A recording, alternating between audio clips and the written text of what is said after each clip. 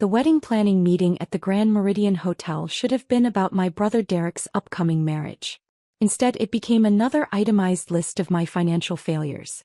And for Kara's meal, my mother Linda announced to the event coordinator, she'll have the children's menu option.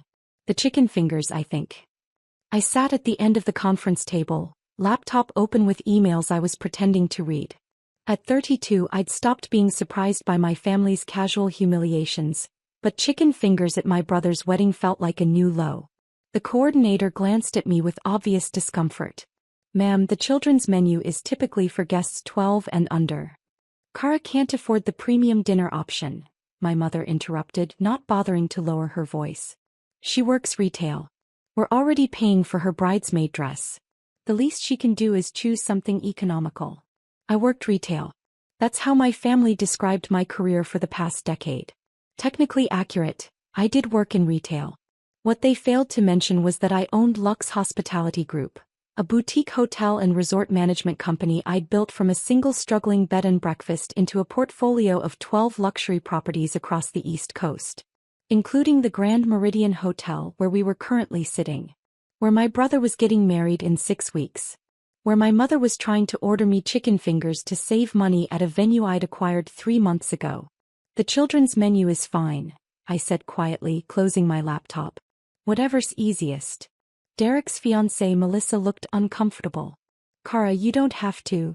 It's fine, I repeated. I'm not picky. My father Robert cleared his throat. Kara's always been practical about money. Not like some people who live beyond their means. He glanced at Derek. Your sister understands financial responsibility, even if her career choices have been modest. Modest career choices. I'd started Lux Hospitality at 22 with a business loan and a property everyone thought was unsalvageable. 10 years later, my company managed over $200 million in hotel assets and employed 300 people. Last year's revenue was $15 million. But to my family, I worked retail. Probably as a sales associate at the mall. Now about seating arrangements, my mother continued, pulling out her chart. Derek and Melissa at the head table, obviously. Our family at table 2, Robert's business associates at table 3. She tapped a table near the kitchen service entrance. Kara can sit at table 12 with some of Melissa's distant cousins. The singles table, basically. Table 12 is behind a support column, the coordinator said carefully. Guests won't have a clear view of the ceremony or speeches. Kara won't mind, my mother said. She's used to being in the background. Besides, we need the prominent tables for Derek's colleagues from the investment firm and Melissa's family. They're successful people. Professional people. The implication was clear. I was neither. Melissa spoke up again. Mrs. Morrison, maybe we should reconsider. This wedding has a certain image to maintain, my mother interrupted. Derek works at Sterling Investments. Melissa's father is a surgeon. We're inviting business leaders and medical professionals. We can't have Kara sitting prominently when people ask what she does and she has to say she works retail. I checked my phone under the table. An email from my CFO Richard. Grand Meridian acquisition finalized. You're officially the new owner.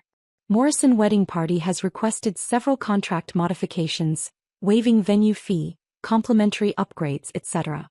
How do you want to handle? I typed back. Honor original contract exactly as written. No modifications. Standard pricing applies to everyone including family. Kara, are you even listening? My mother's sharp voice cut through. Sorry, work email. Work email. My father laughed. What kind of work emails do retail workers get? Sale notifications. Derek shifted uncomfortably. Dad, that's not fair. It's fine, I said. The words had become my mantra over the years. The coordinator reviewed the rest of the details. Flowers, music, photography timeline. Then she addressed the final item. The venue fee and catering deposit are due next week, she said. The total comes to $48,000 for the complete package you've selected. My mother nodded. We'll have the check ready. Though I do want to discuss the possibility of a family discount. Kara works here after all. Surely she can arrange something. The coordinator looked confused. I'm sorry, works here? She works in retail, my mother explained slowly. Hotels have gift shops, don't they? Kara could put in a good word with her manager. Mom, I said quietly, I don't work at the hotel gift shop. Well, wherever you work, dear. The point is, you must have some connection here that could help with pricing. The coordinator glanced at her tablet, her eyes widening. Mrs. Morrison, I should mention that the Grand Meridian was recently acquired by Lux Hospitality Group. All pricing and contracts are set by the new ownership. Then we'll speak with the new owner, my father said dismissively. Surely they'd appreciate the business. I'm sure they would appreciate it, the coordinator said carefully, her eyes flicking to me. But the owner is quite firm about maintaining standard pricing. My phone buzzed. Another text from Richard. Property manager says your family is requesting to speak with ownership about discounts. Want me to handle it? I typed, I'll handle it personally. Give it 15 minutes. The meeting concluded with my mother satisfied.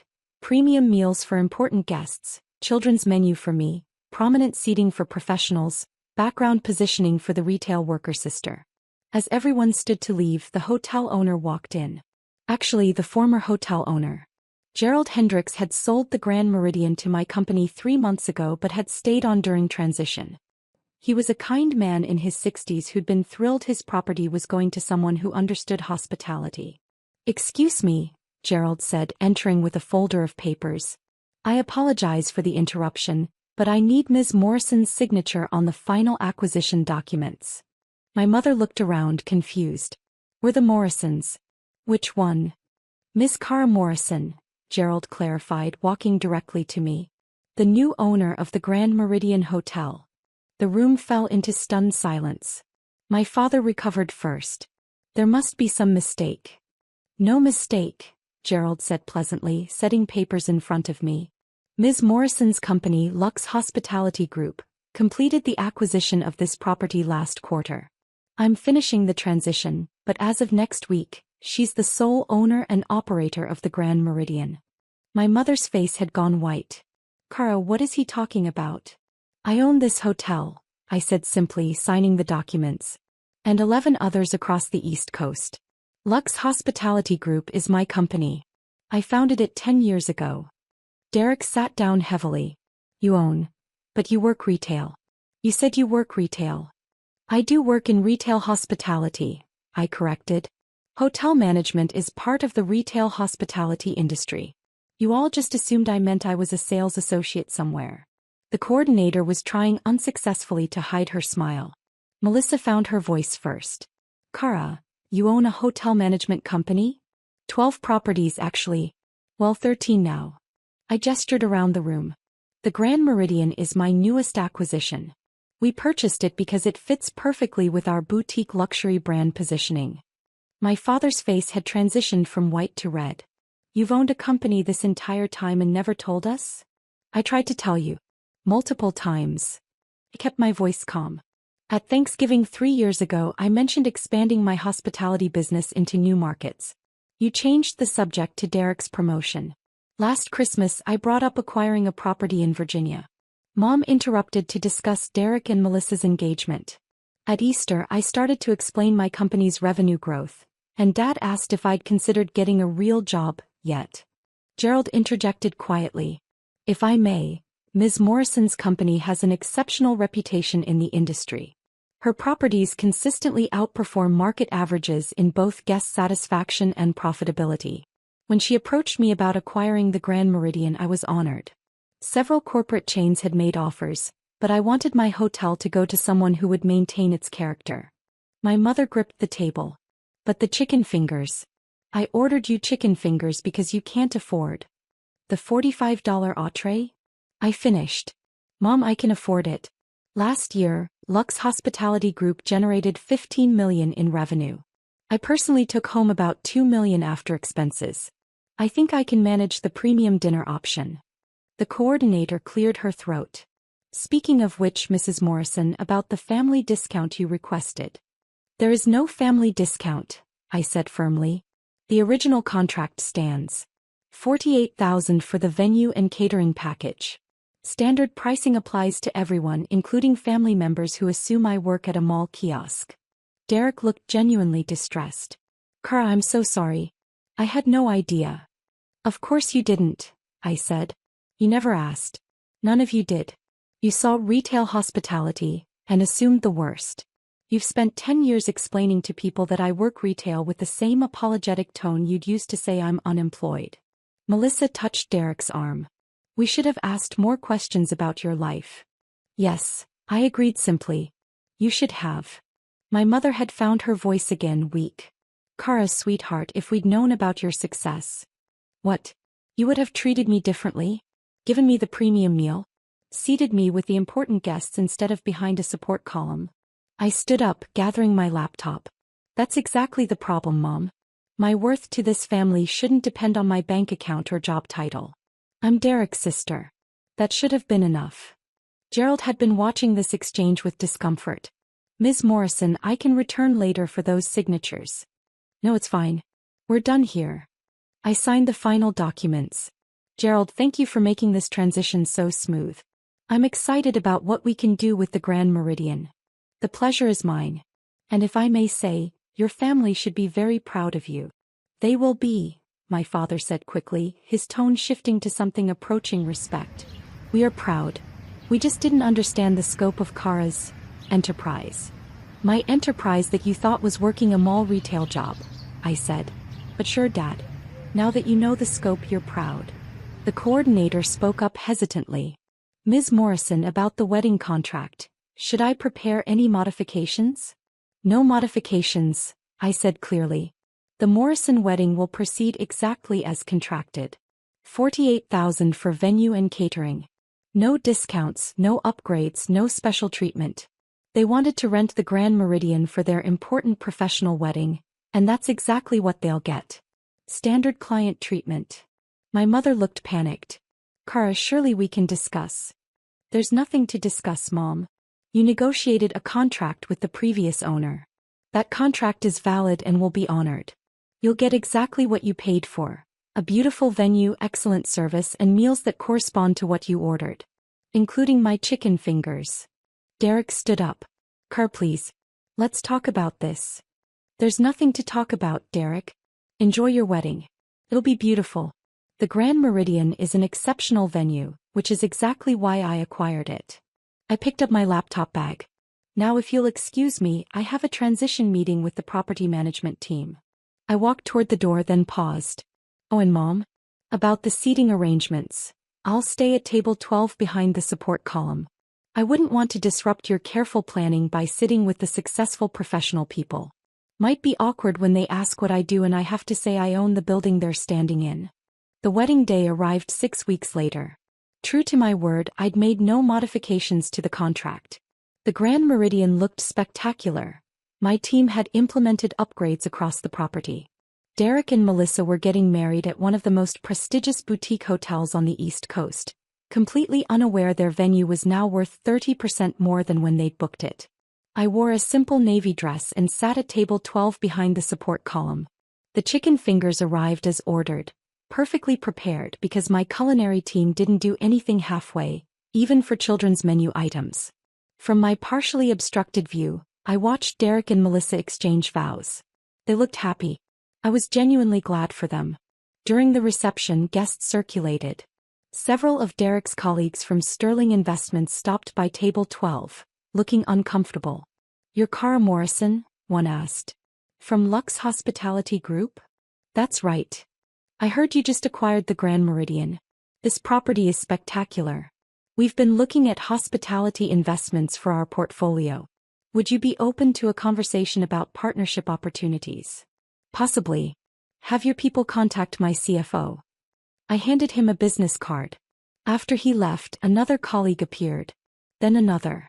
Word had spread quickly that the bride's sister sitting at the obstructed view table with chicken fingers was actually the owner of the venue and CEO of a $15 million hospitality company. My mother approached midway through dinner, her expression a mixture of embarrassment and forced brightness. Kara, darling, people are asking about you. About your company. Perhaps you'd like to move to a better table where you can network more easily. I'm fine here, Mom. You said table 12 was appropriate for someone like me. I wouldn't want to disrupt your careful social planning. But sweetheart, we didn't understand. You didn't ask, I corrected gently. For 10 years you didn't ask. You assumed the worst and treated me accordingly. The fact that you want to change my seating now that you know I'm successful proves exactly why I didn't fight harder to correct your assumptions. She flinched. That's not fair. Isn't it? Would you be moving me to a better table if I actually was a mall retail worker? Would Derek's colleagues be interested in networking with me? Would Dad have introduced me to his business associates if he still thought I sold merchandise for minimum wage? She had no answer. The evening continued. I stayed at table 12, ate my chicken fingers and watched my brother's wedding from behind a support column. Several business cards found their way to my table. 3 serious investment inquiries. 1 acquisition offer for my entire company that I politely declined. As the reception wound down, Derek found me. He looked tired but happy, his tie loosened and jacket discarded. Kara, can we talk? Of course. Congratulations. The wedding was beautiful. Thank you. And thank you for making it beautiful. The hotel looks incredible. He sat down in the empty chair beside me. I'm sorry. For everything. For not knowing about your company, for not asking questions, for letting Mom and Dad treat you like you were less than. You didn't let them do anything, Derek. You participated. He nodded slowly. You're right. I did. And I'm ashamed of that. He paused. Can we start over? Can I actually get to know my sister? I considered the question carefully. Derek looked genuinely remorseful, and he'd always been kinder than our parents, even if oblivious. We can start fresh, I said finally. But it requires actual effort. Actual questions about my life. Actual interest that doesn't depend on my bank account. Deal. He looked at the half-eaten chicken fingers. I'm really sorry about those. Don't be. They're actually pretty good. My culinary director doesn't cut corners, even on children's menu items. Derek laughed, slightly hysterical. You had your own staff prepare your punishment meal. It wasn't a punishment, Derek. It was a choice.